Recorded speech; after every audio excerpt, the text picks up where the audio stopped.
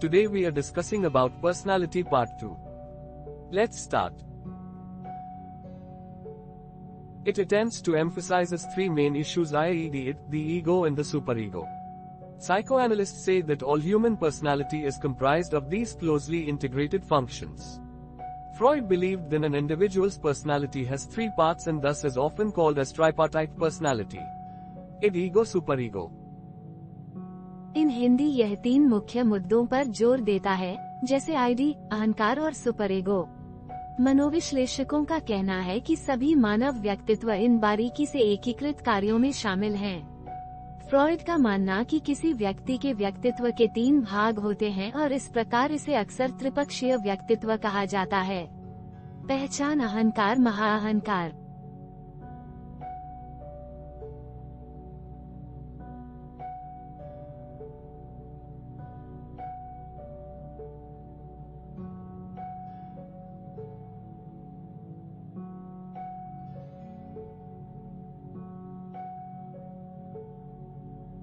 इन हिंदी पहचान तर्कहीन जरूरतों और मांगों को संदर्भित करता है, जिसका स्थिति की वास्तविकता से कोई लेना देना नहीं है। फ्रॉइड का मानना कि व्यक्ति वास्तविकता को ध्यान में रखे बिना अपनी जैविक और शारीरिक जरूरतों को पूरा करने के लिए तत्काल आनंद की तलाश करते हैं। पहचान व्यक्तियों को तत्काल खुशी देता है और अक्सर तर्कहीन होता है। Ego develops when individuals start interacting with people around. Ego helps in the fulfillment of it, taking into consideration the reality of the situation. इन हिंदी अहंकार तब विकसित होता है जब व्यक्ति आसपास के लोगों के साथ बातचीत करना शुरू कर देता है। स्थिति की वास्तविकता को ध्यान में रखते हुए अहंकार आईडी की पूर्ति में मदद करता है। Superego is often the third stage, which includes the moral constraints imposed on an individual by his parents or family.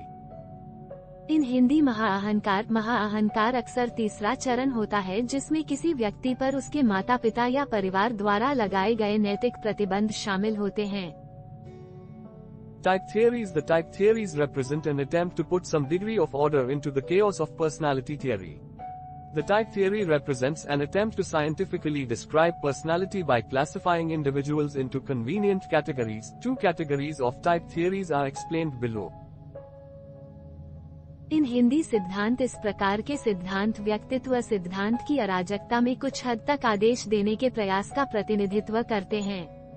प्रकार सिद्धांत व्यक्तियों को सुविधाजनक श्रेणियों में वर्गीकृत करके वैज्ञानिक रूप से व्यक्तित्व का वर्णन करने के प्रयास का प्रतिनिधित्व करता है। प्रकार सिद्धांतों की दो श्रेणियों को नीचे समझाया गया है। Sheldon's physiognomy theory. William Sheldon has presented a unique body type temperamental model that represents a link between certain anatomical features and psychological traits with distinguishing characteristics of an individual and his behavior. In Hindi Sheldon का भौतिक विज्ञान सिद्धांत। William Sheldon ने एक अद्वितीय शरीर प्रकार का स्वभाव मॉडल प्रस्तुत किया है, जो किसी व्यक्ति और उसके व्यवहार की विशिष्ट विशेषताओं के साथ कुछ शारीरिक विशेषताओं और मनोवैज्ञानिक लक्षणों के बीच एक कड़ी का प्रतिनिधित्व करता है। Carl Jung's extrovert-introvert theory. In psychological types, Jung described how extroverts engage with external stimuli. Jung, 1921.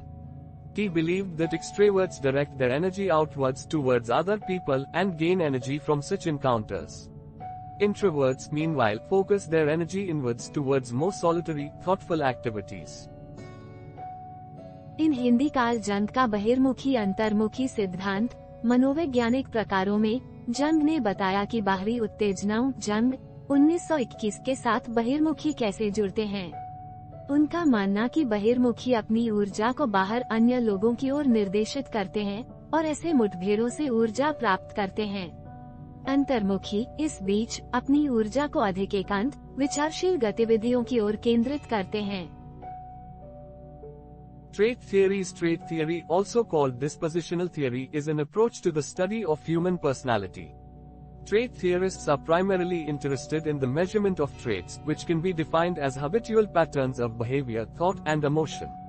According to this perspective, traits are aspects of personality that are relatively stable over time, differ across individuals, e.g. some people are outgoing whereas others are not, are relatively consistent over situations, and influence behavior. Traits are in contrast to states, which are more transitory dispositions. इन हिंदी विशिष्टता सिद्धांतों के विशेषता सिद्धांत, जिसे स्वभाव सिद्धांत भी कहा जाता है, मानव के अध्ययन के लिए एक दृष्टिकोण है। व्यक्तित्व विशेषता सिद्धांतकार मुख्य रूप से लक्षणों के माप में रुचि रखते हैं, जिन्हें व्यवहार, विचार और भावना के अभ्यस्त पैटर्न के रूप में परिभाषित किया जा सकता है। इस परिप्रेक्ष्य के अनुसार लक्षण व्यक्तित्व के पहलू हैं जो समय के साथ अपेक्षाकृत स्थिर होते हैं, व्यक्तियों में भिन्न होते हैं। उदाहरण के लिए कुछ लोग आउटगोइंग होते हैं जबकि अन्य नहीं होते हैं, परिस्थितियों पर अपेक्षाकृत सुसंगत होते हैं और व्यवहार को प्रभावित करते हैं। लक्षण राज्यों के विपरीत हैं, जो अधिक अस्थायी स्वभाव हैं। Gordon Allport's personality traits, he categorized the traits into 3 levels. Cardinal traits. Allport suggested that cardinal traits are rare and dominate, usually developing later in life. They tend to define a person to such an extent that their names become synonymous with their personality. In Hindi Gordon Allport के व्यक्तित्व लक्षण, उन्होंने लक्षणों को 3 स्तरों में वर्गीकृत किया। कार्डिनल लक्षण, ऑलपोर्ट ने सुझाव दिया कि कार्डिनल लक्षण दुर्लभ हैं और हावी हैं, आमतौर पर जीवन में बाद में विकसित होते हैं। वे एक व्यक्ति को इस हद तक परिभाषित करते हैं कि उनका नाम उनके व्यक्तित्व का पर्याय बन जाता है। Examples of this include the following descriptive terms: Machiavellian, narcissistic, Don Juan, and Christ-like. Central traits, these general characteristics form basic personality foundations. While central traits are not as dominating as cardinal traits, they describe the major characteristics you might use to describe another person. Terms such as intelligent, honest, shy, and anxious are considered central traits. इन हिंदी इसके उदाहरणों में निम्नलिखित वर्णनात्मक शब्द शामिल हैं: Machiavellian, narcissistic, don जुआन और क्राइस्ट लाइक। केंद्रीय लक्षण, ये सामान्य विशेषताएं बुनियादी व्यक्तित्व नींव बनाती हैं, जबकि केंद्रीय लक्षण मुख्य लक्षण के रूप में प्रभावशाली नहीं है।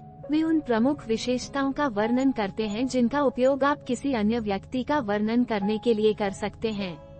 बुद्धिमान, ईमानदार, शर्मीली और उत्सुक जैसे शब्दों को केंद्रीय लक्षण माना जाता है। Secondary traits. Secondary traits are sometimes related to attitudes or preferences. They often appear only in certain situations or under specific circumstances.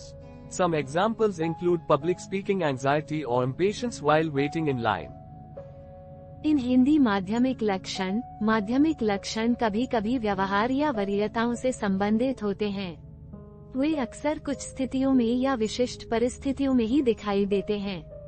कुछ उदाहरणों में लाइन में प्रतीक्षा करते समय सार्वजनिक बोलने की चिंता या अधीरता शामिल है।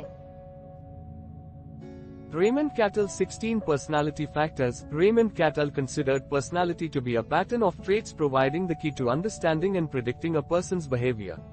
Cattell, 1957, identified 16 factors or dimensions of personality: warmth, reasoning, emotional stability, dominance, liveliness, rule consciousness, social boldness, sensitivity, vigilance, abstractedness, privateness, apprehension, openness to change, self-reliance, perfectionism, and tension.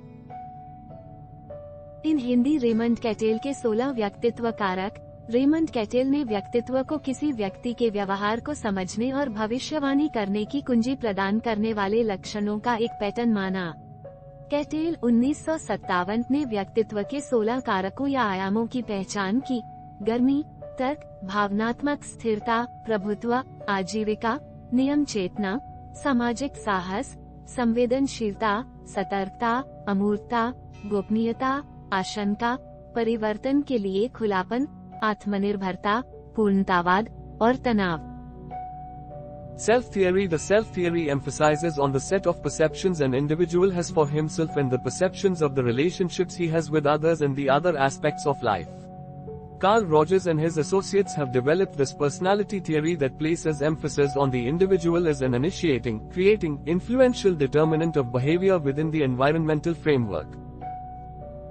इन हिंदी आत्मा सिद्धांत सेल्फ थ्योरी उन धारणाओं के set पर जोर देती है जो एक व्यक्ति अपने लिए रखता है और रिश्तों की धारणा जो दूसरों के साथ और जीवन के अन्य पहलुओं के साथ होती है।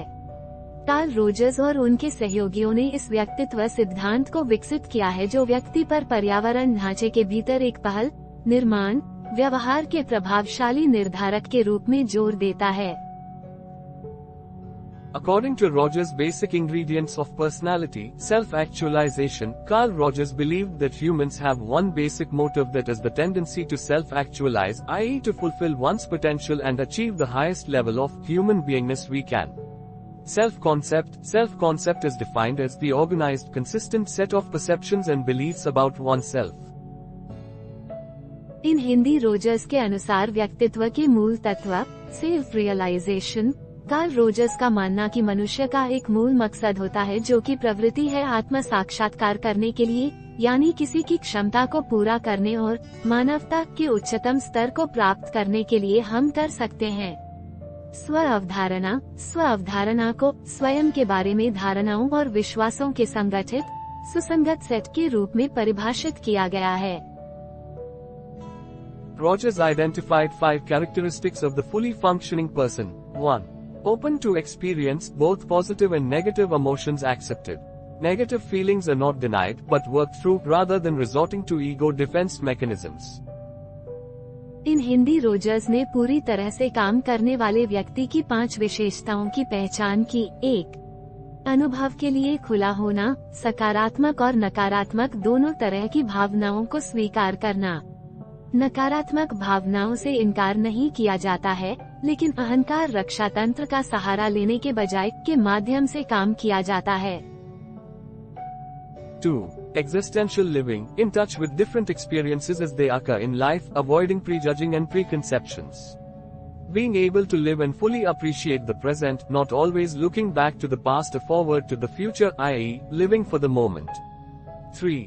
Trust feelings, instincts, and gut reactions are paid attention to and trusted. People's own decisions are the right ones, and we should trust ourselves to make the right choices. इन हिंदी 2.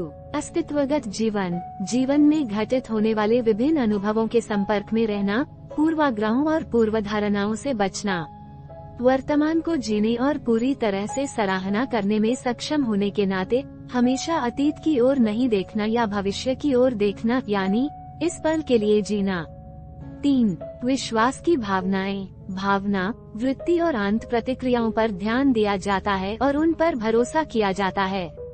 लोगों के अपने फैसले सही होते हैं और हमें सही चुनाव करने के लिए खुद पर भरोसा करना चाहिए। 4. Creativity, creative thinking and risk-taking are features of a person's life. A person does not play safe all the time. This involves the ability to adjust and change and seek new experiences. 5. Fulfilled life, a person is happy and satisfied with life, and always looking for new challenges and experiences. इन हिंदी 4. सृजनात्मक चिंतन तथा जोखिम उठाना व्यक्ति के जीवन की विशेषताएं हैं।